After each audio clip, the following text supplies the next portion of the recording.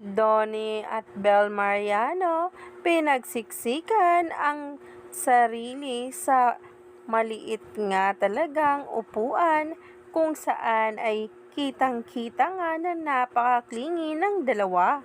Umani nga agad ito nang makita ng maraming netizens at ng mga bula ang nasabing ngang video. Ang interview sa Metro Talks ay talaga nga namang usap-usapan at talagang napansin nga ng marami na kahit malaking araw ang upuan ay talagang nagsiksikan sila sa gilid.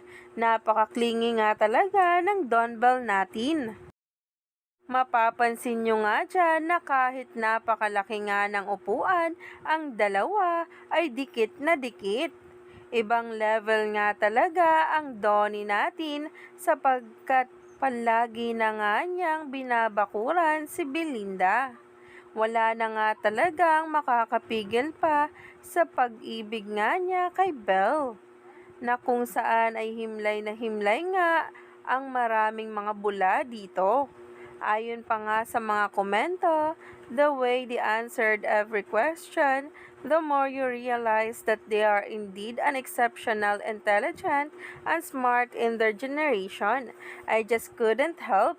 Sinundan pa ng isang komento at ang sabi naman, grabe talaga ang galing ng dumbbell sumagot. Hindi ka talaga mananawang panoorin ang tatalino nila.